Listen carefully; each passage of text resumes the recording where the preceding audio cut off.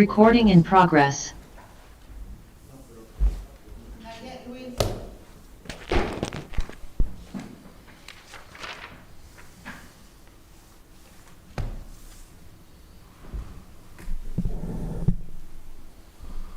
Well, Mr. Vice Chair, we have not yet reached a quorum, so we're going to pause for a few minutes. So please stand by.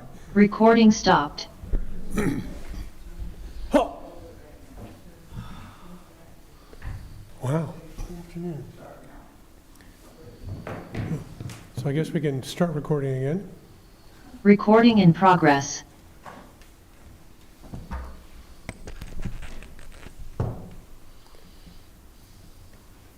Shall we proceed? It's really your call. It is 4 o'clock, and you are the Vice Chair. I can help you with the agenda and keep you moving. With that kind of power, it's hard to decide what to do here, but we could wait a couple of minutes, maybe Jim or Raul, somebody might show up. Okay, we can wait a couple.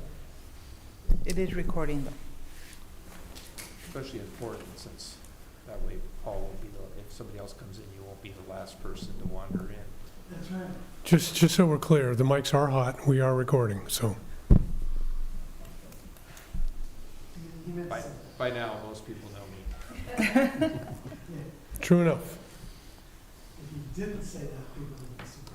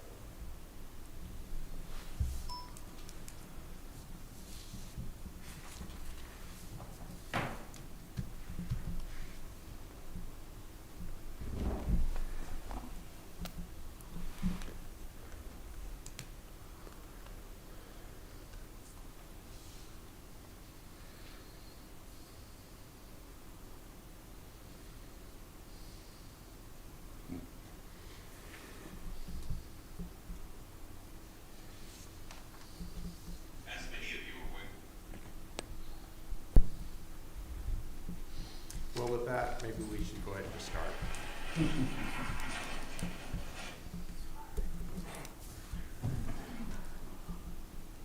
So I'll call this meeting to order. Can we do the roll call? Chair Thorpe, Vice Chair Grieva, Here.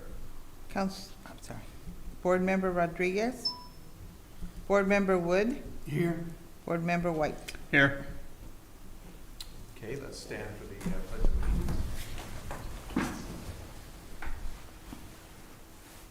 of Allegiance. Allegiance to the flag of the United States of America and to the republic for which it stands, one nation, under God, indivisible, with liberty and justice for all.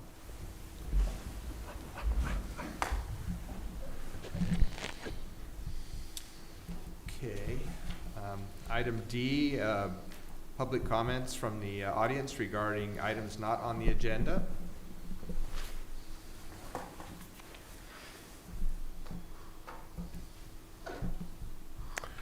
I don't see any raised hands.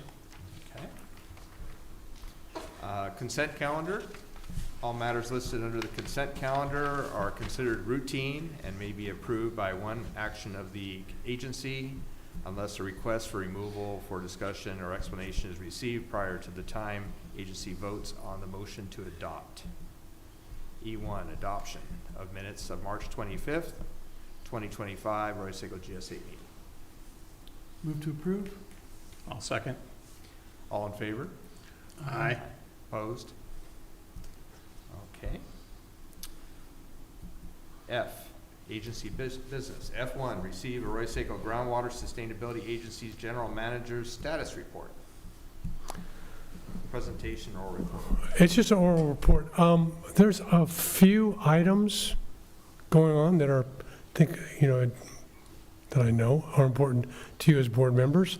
I'll try to cover most of them. I think I wanted to run through, for the first part of this, the annual report.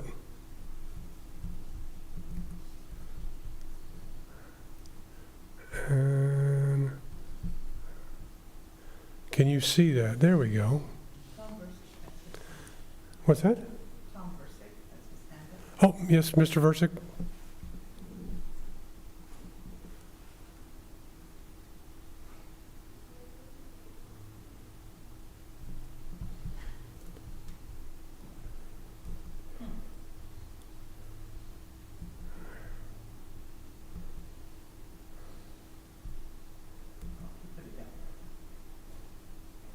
Put it down, okay.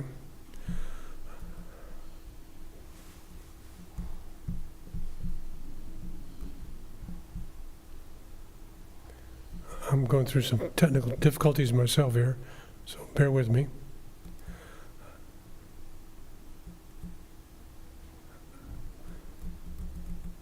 So on your screen there, this is the annual report for the forebay. Just to give you an idea of the number of wells. And the legend basically says the green dots are agricultural wells and the gray dots are urban, and clearly a lot more green dots than there are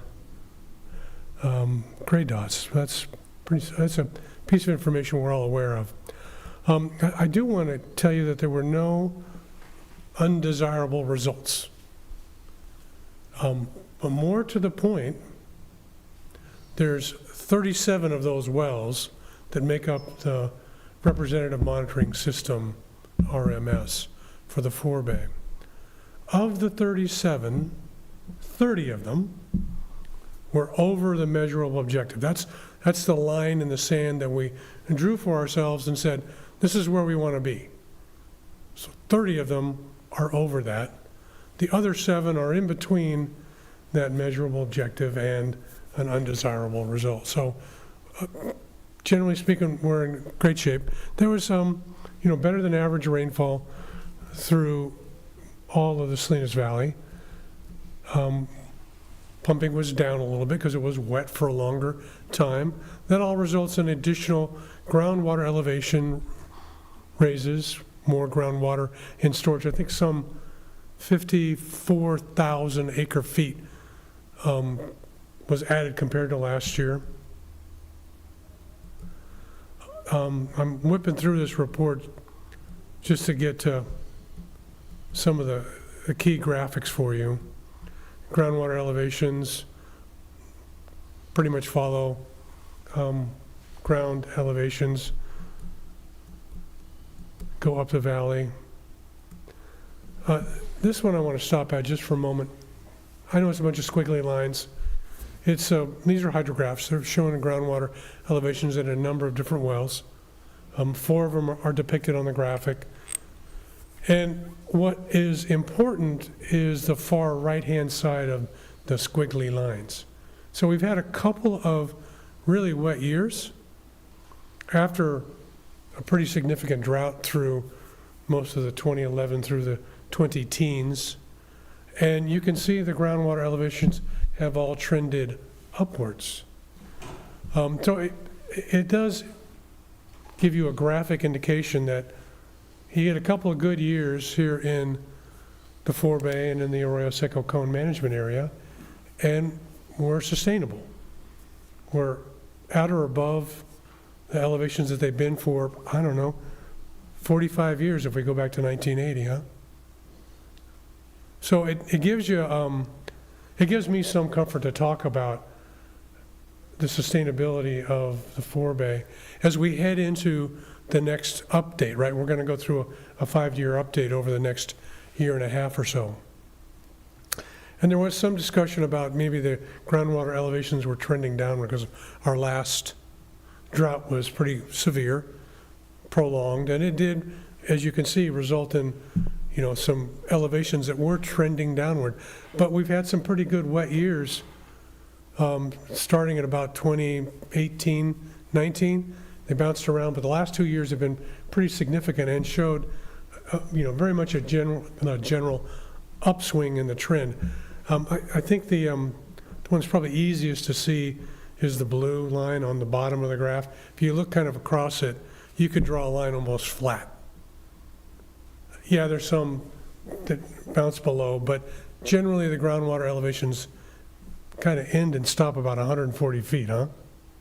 And that's over 45 years. So I think it's, it's good news for you. It's good news for all of us here in the forebay. There are some water quality issues. We're not quite clear how those are going to be addressed. Nitrates is one of them. There's an ongoing existing program. But in terms of water availability and water use, this graphic is, I've got here shown for you, is groundwater elevation changes. And the blue and purple areas are all increases. Even the green is an increase. But throughout the region, we've seen increases in groundwater elevation. So that's the green's actually 0. It's minus a quarter foot to 0. But the point is that pretty much all of them are up. That's good news.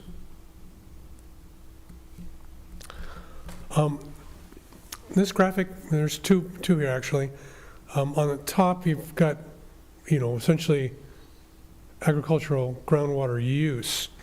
And as I mentioned earlier, the last 2 years have been wet. Because they're wet, and they kind of proceed into the irrigation season, groundwater pumping is down. And then you can see groundwater storage, it's kind of bounced all over the place, as you would expect. But in general, we're at just about 0. So while we had a pretty big deficit and that drought in the teens that I talked about, you can see that cumulative change line dropping pretty low.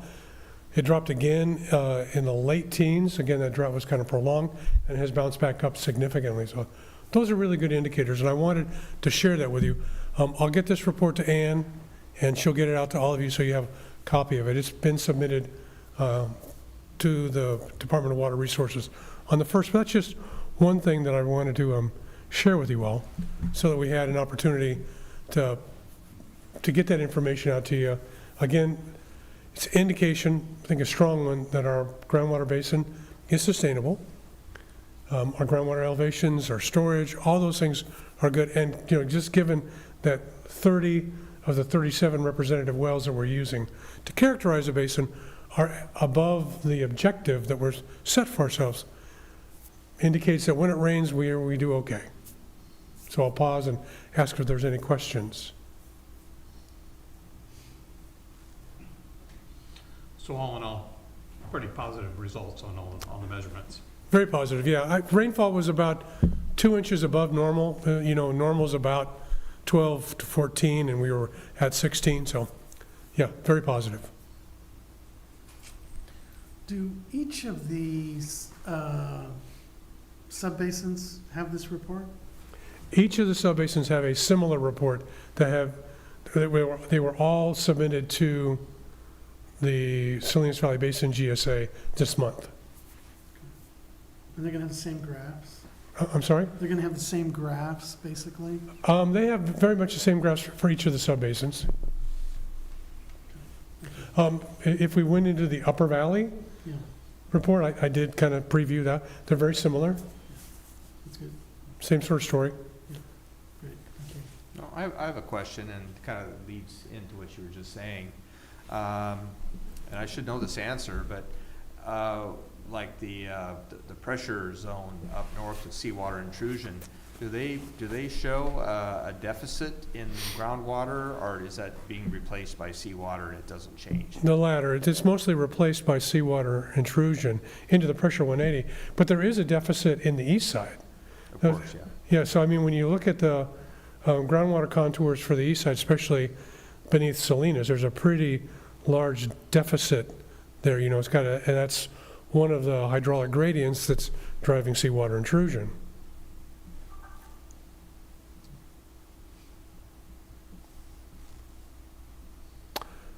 Okay, the second item, unless you want to go to the public, it's up to you. It's up to you. Hey, I'm the only one here. Well, there's actually people online. There's people online. Oh, my bad. Right now.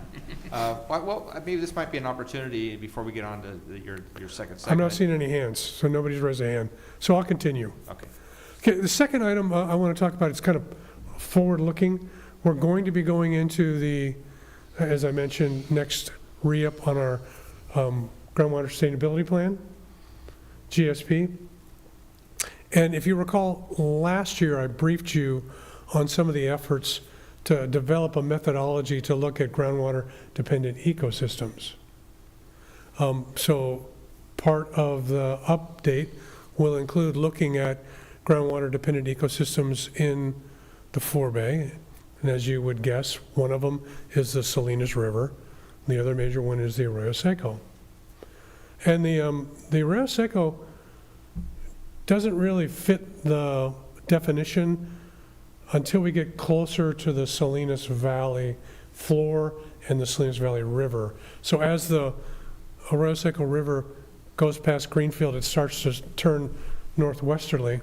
And somewhere in that arc and beyond, portions of the Arroyo Seco fit the definitions that we've developed for groundwater-dependent ecosystems. And those definitions include groundwater elevations 30 feet or higher, in relation, 30 feet of depth or less in relation to the ground level. That's about the length of most of the riparian type vegetation roots. Oak trees can get deeper, and so we would look for those in any kind of watershed where we see some deep incisions in the elevations, indicating you might have a stream or whatever. So we look for those as well. But by and large, the two major elements, two major water bodies that we'll be looking at relative to groundwater-dependent ecosystems are the downriver reach of the Arroyo Seco right before it combines with the Salinas River and then the Salinas River. The Salinas River is, of course, complicated in looking for groundwater-dependent ecosystems because the reservoirs have been operated for a number of years and kind of changed the dynamic. It's not really just dependent on naturally occurring unregulated rivers like the Arroyo Seco. So consequently, things like the operation of the reservoirs and the habitat conservation plan that the Water Resource Agency is currently engaged in have a pretty big significant role to play in how those groundwater-dependent ecosystems are going to be managed and addressed, because it's not, strictly speaking, straightforward. It's got these extra layers of consideration, not the least of which are steelhead in the case of the Salinas River. So we're going to let the HCP process play out for this update on the Salinas, and we'll be looking primarily at that set of reaches between the confluence of the Salinas River and where we stop seeing vegetation that meets the criteria, little areas where we see the criteria. So we'll be bringing that to the Forebay Implementation Committee and start working on that as part of our general plan update. So I wanted to brief you on that. It's not surprising. I was maybe a little surprised at how far back, or maybe another way to say it is how close the groundwater-dependent ecosystems get to our Arroyo Seco Cone Management Area. But it's not surprising that they exist. We know the Arroyo Seco River has got really large transmissivities, or the ground that underlays the Arroyo Seco River. And generally speaking, there's not very much connection between that groundwater that lies beneath and the water in the surface. It just kind of percolates through and finds its way in the sands and gravels that make up the groundwater basin. But as you get closer to the Salinas River, we start getting some of those clay soils, things change a little bit, and frankly, there's more water in the system because of the river, the Salinas River. Okay, so that's something we'll keep you informed on. The last thing I want to talk about is last week's Salinas Valley Basin GSA Advisory Committee. Member Wood was there as well, representing our fine community here. And we had a couple of interesting presentations, the first of which had to do with one of the projects that they're looking at, and that would be the Aquifer Storage and Recovery Project, looking primarily at utilizing the Water Resource Agency's 11043 water right permit to take unspoken for water off, unpermitted water is probably a better word, off of the Salinas River, and then putting it in the ground, treating it first, putting it in the ground, and then using it afterwards.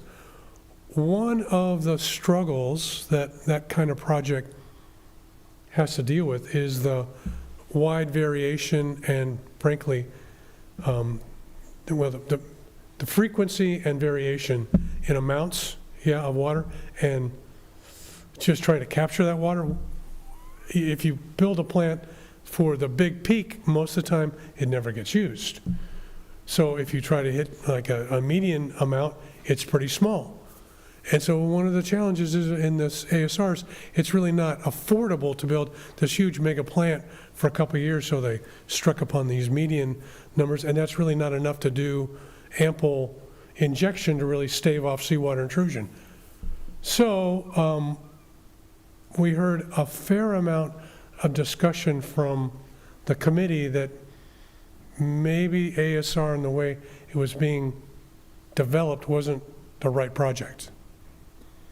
And that maybe we need a better idea of how to store some of that water.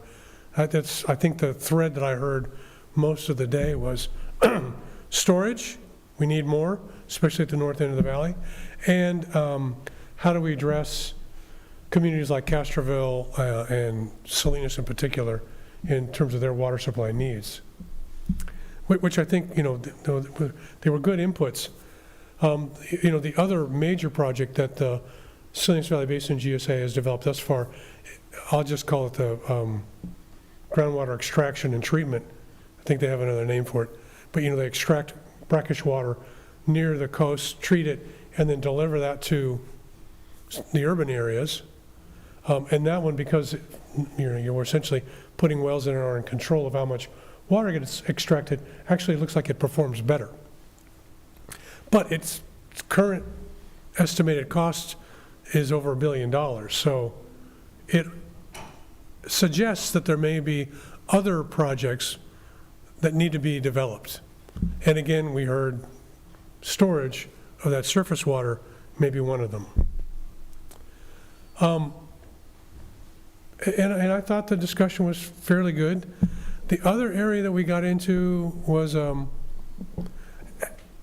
as part of the development of a demand management program, the Salinas Valley Basin GSA wanted to kind of develop this problem statement, which conceptually is a great idea, because if you want to build a solution, it would be, I think, very advantageous to be clear about what the problem is you're trying to solve with the building of a project. And so you're kind of mixing the demand management and projects together may have complicated the development of that problem statement. And the development of the problem statement hasn't gone through all of the implementation committee. So there's no Forebay piece and there's no Upper Valley piece. But nevertheless, it was presented. People commented on it. I can just say in general, the comments were, we need to simplify this thing and we need more storage. The thread that I heard all day long was we need more storage in the north end of the valley, and that the current problem statement was maybe a bit too complicated. So I'll pause there and ask Member Wood if he had any other thoughts on that particular contributions. Related to the problem statement, I just remember thinking there's so much of everything that the GSAs do that kind of is above my head. I looked at the problem statement and said, oh my God, this is exactly what we need. I mean, the level of comprehension, and they were very direct about a number of things. I think maybe the level of directness probably was putting some people off, but I thought it was a good attempt. As I said, I was just more or less reiterating what I heard. I do think that they tried, and they've identified a number of really important elements that need to be sussed out in such a way, and they can simplify it, but covering the basis, it's a good point.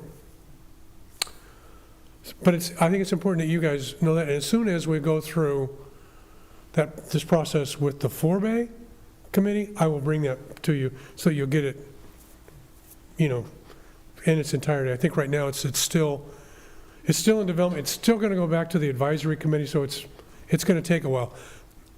But I think it is important to have such a thing. That is, to have a problem statement, to know what it is we're trying to solve.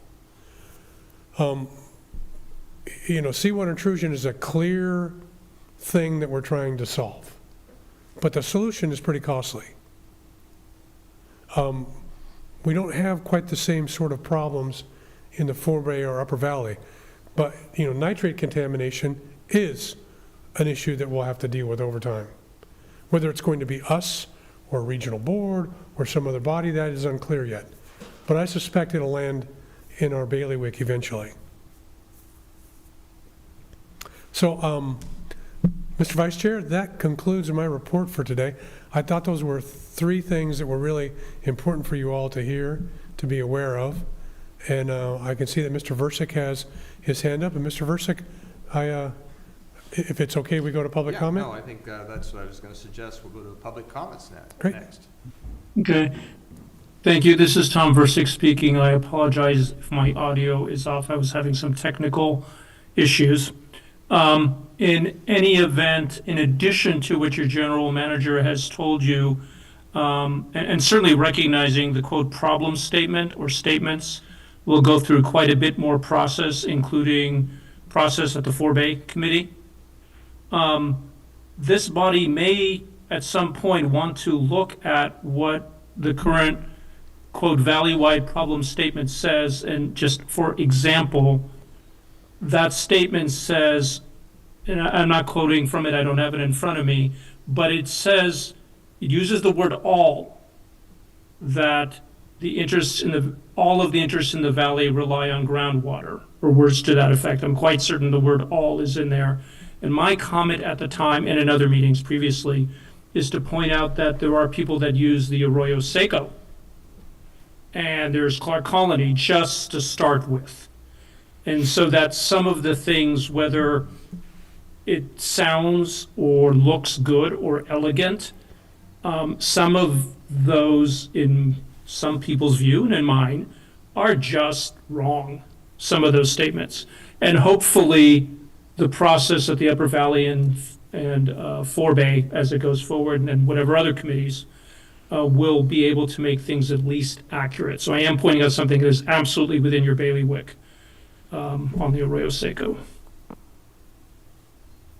Thank you, Mr. Versick. I agree with you. There was a couple of those comments that I had a little bit of issue with as well. But I wanted to take the appropriate forum in the 4-Bay Implementation Committee to bring those up. I think it's very hard to make those kinds of really large generalizations if you're not careful with your wording. In addition to Clark Colony, you also have recycled water that's used and surface water that's used, in the 12,000 acres to make up CSIP. So there's, I think it was a good initial cut. It has been shown in other implementation committees in different forms. So I think it's a fair ways off before it's finished. But we'll be participating in the refinement of that.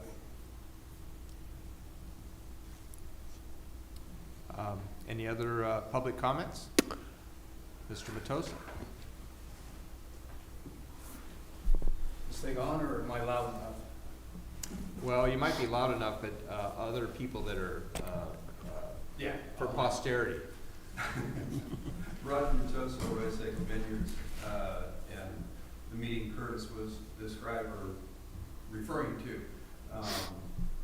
I was an alternate to sit on that committee. And for that was, I guess I became the committee member. So anyway, that problem statement, I had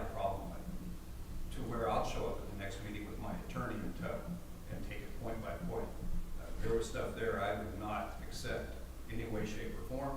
I will be at the meeting on Monday for the Upper Valley and Forebay to share the same. That problem statement stated the whole damn valley. I mean, you read that opening line, you know, the infrastructure's falling apart, we don't have water, we're all over pumping, and nothing recharges to the amount that we pump. That was bogus and wrong. And I made the comment there. Bulletin 52, back in 46, spelled out safe groundwater yields. None of us were here then. That was 80 years ago. Almost. So that there's no politics in that study. Unless someone's got a new study that says we're over pumping, I'd like to see it. But in that particular, in Bulletin 52, it was 241,000 acre feet, Upper Valley and Forebay. They did a 16-year study from 1930 to 1945. Upper Valley and Forebay pumped 231, 10,000 less than native natural sustainable yield, which is what the GSA is all about. Not enhanced water, native natural. The upper, or the pressure in the east side, their numbers are a little different because it's not the east side boundary has been moved from Bulletin 52 to now. But if you just use the good old dividing line at Gonzales, north of Gonzales, 88,000 acre feet was their safe sustainable yield. They pumped 200. That's why you got to see Martin Church. They did that same, you know, I mean, they were part of the 16-year study from 30 to 45, and that's where their 200,000 comes. So they've known for 95 years that they're over pumping their basin by over 100%. We just did the HBA update. Excuse me. Our average for the last 50 or so years for the Forebay and Upper Valley was 251. 10,000 over native natural. Oops, our bad. But Monterey County Water Resources just published the 23 extraction report in June of 24. So the latest numbers we have, 220, 223. 20,000 acre feet under our native natural sustainable yield. No enhancement with the reservoirs counted, and there's some enhancement from the reservoir releases that have been discussed. For staff not to know those numbers and to present a problem statement that says we're all over pumping the recharge of the basin, I'm sorry, that staff's better than that. That was intentional. That's unacceptable. You go down their problem statement and they talk about subbasins being a problem to get people to cooperate. We didn't cause those subbasins to be used. I believe that was Sigma that requested it that way. And correct me if I'm wrong.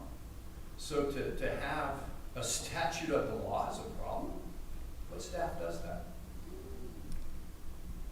You know, if I'm looking at that problem statement, I know who wrote it. It wasn't staff.